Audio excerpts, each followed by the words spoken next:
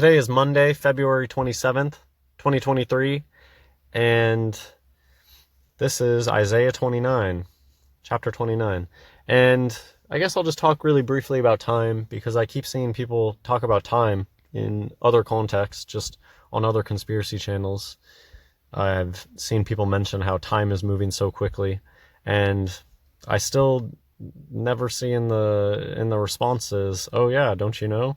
That's prophecy from Jesus Christ, that in the end the days will be shortened. I just think that all of these signs should just be common knowledge. Everybody should be able to admit that the sun is brighter, the moon is brighter, and that time is moving more quickly. The sun and moon being brighter is in Isaiah. We haven't got there yet, but Isaiah prophesizes that the sun and the moon are brighter in the end. That is undeniable just by using your eyes, and simple things like sundogs and moondogs are just constant today. I remember the very first time I saw a sundog was in like 2006 or something, and it was when they just started amping up the spray. When they do the silver out the sky spray, you'll get sundogs like crazy. They're really common these days. Anyways, moondogs, that's a recent phenomenon. These days the moon is so bright that it creates rings around it and it throws glare. And that's like the last 5 years or so okay, there's not prophecy about the moon doing moondogs. But there is prophecy that says that the moon will shine like the sun. I've also noticed that the moon is almost like yellowish.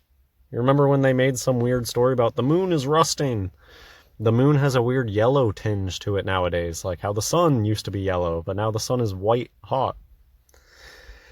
Anyways, I think of time too in the same category. The fact that days are shorter, that's what time moving more quickly is. The fact that the day-night cycles move more quickly. Days have been shortened. What we think of as time is taking the day-night cycle and chopping it into equal pieces. That's not really what time is, but it's the human construct of time that is dependent on the day-night cycle. And so as the day-night cycle's gotten shorter and shorter, our clocks have gotten faster and faster to catch up with it. That's why you can't even do 1 Mississippi, 2 Mississippi anymore, even though in the 90s that was a big thing. People it's kind of weird because I think it must be young kids or something. Must be youngins these days that are like, what, you sat there and looked at a clock and count? Yeah, we absolutely did. It was like a thing of staring at the clock hand and making sure that you're counting slowly. We really did spend class time doing this. I don't know why this was a thing, but it was. And maybe a lot of us continued it just because class was so boring. And it really was a thing that we used to practice, counting seconds correctly. 1, 1,000, 2, 1,000, 3, 1,000, 4, 1,000, 5. Anyways. I long for the day where any time that people bring up, man, time is moving more quickly. I long for the day when it's just common knowledge. It's like flat earth. It's as common as flat earth knowledge. People will say, yeah, don't you know? Jesus told us that the days will be shorter.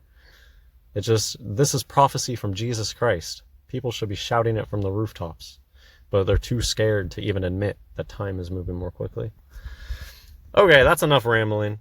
Woe to Ariel. Let's get into it. Ariel. Did you know Ariel is a boy's name? It's a boy's Hebrew name. But in America, they give it to girls. And it's because, well, maybe Ariel is the way that it's pronounced for boys. Just because I know somebody named Ari. I didn't know that, but Ari, I guess, means lion. El is God in Hebrew, so it's like lion of God or something. Ariel. So I'm going to read Isaiah chapter 29, and if I have anything to say, I'll say it, but I've already rambled a lot for today, so I'll probably just read it.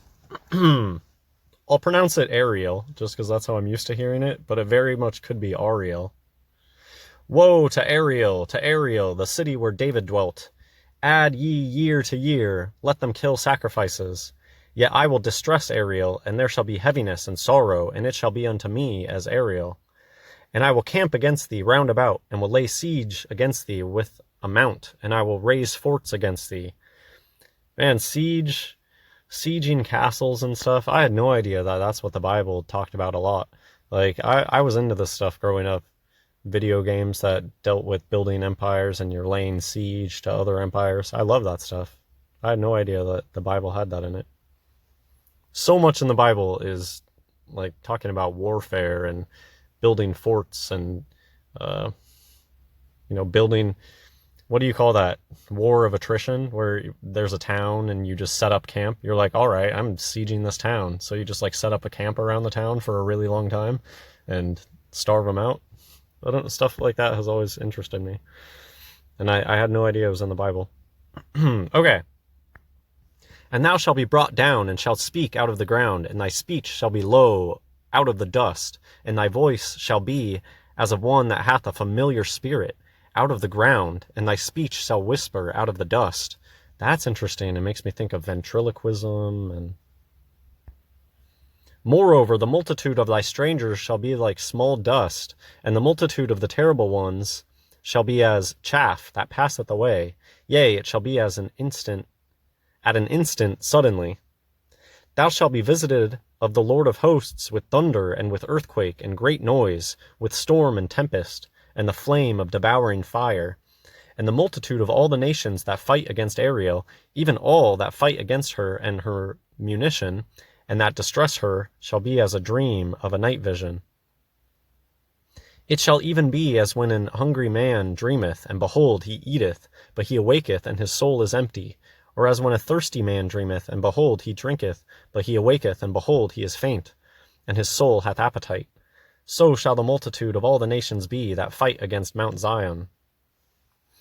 That's a really nice poetic verse. Just that emptiness and the thought of dreaming about it, and you wake up and like sand through your hands type ideas. Stay yourselves and wonder, cry ye out and cry. They are drunken, but not with wine. They stagger, but not with strong drink. For the Lord hath poured out upon you the spirit of deep sleep, and hath closed your eyes. The prophet and your rulers, the seers, hath he covered.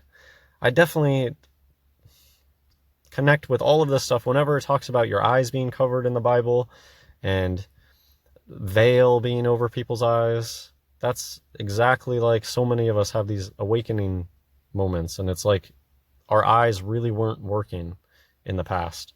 There were parts of me that knew that things that I was seeing wasn't right, but we really do have scales over our eyes, really not able to see things correctly, really not able to hear things correctly.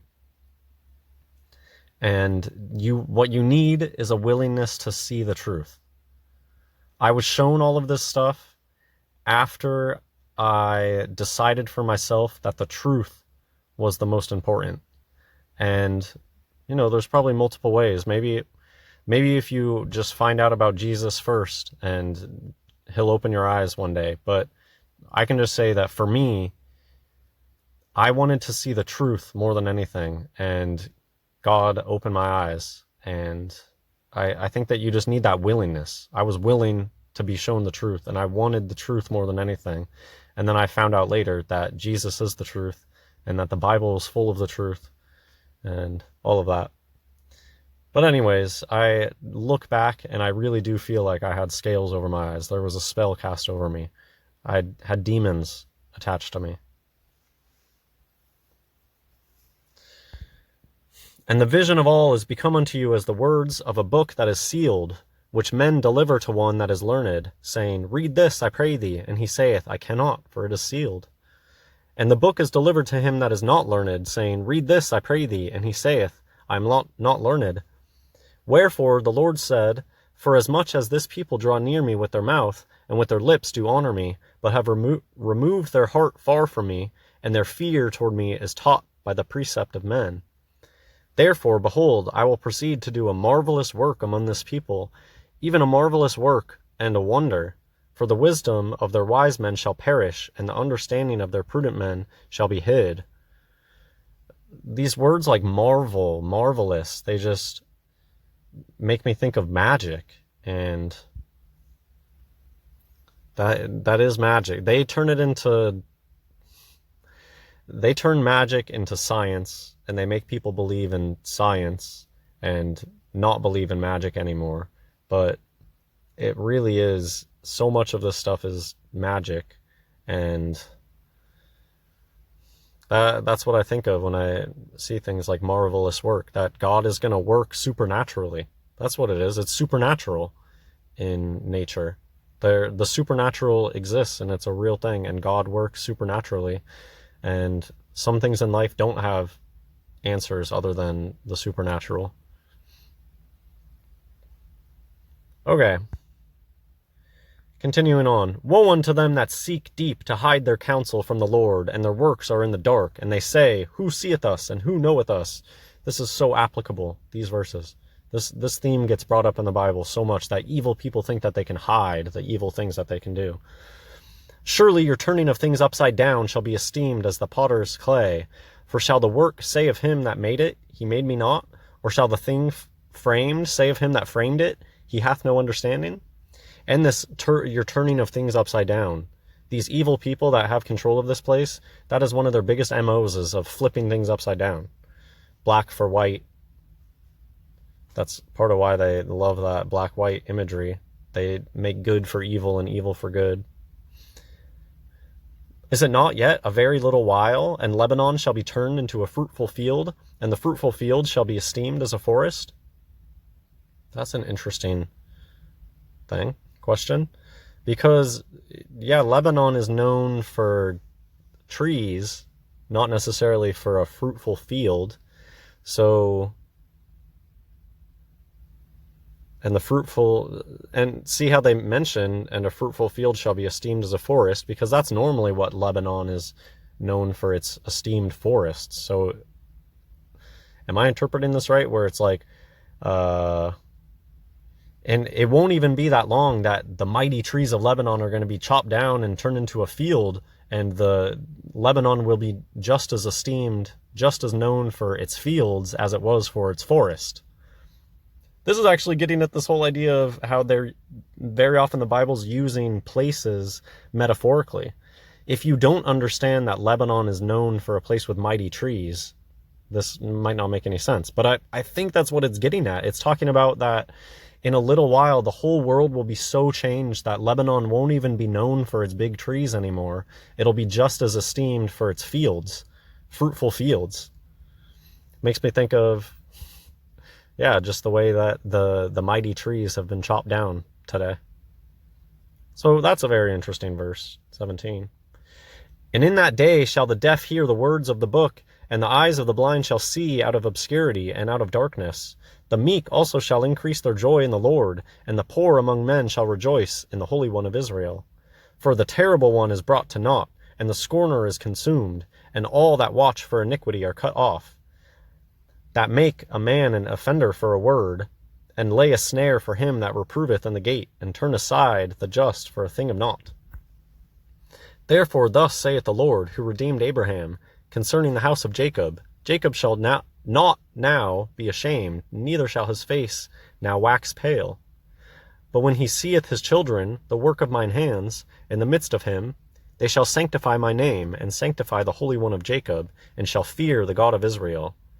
They also that erred in spirit shall come to understanding, and they that murmured shall learn doctrine. Okay, very interesting continuation of Isaiah.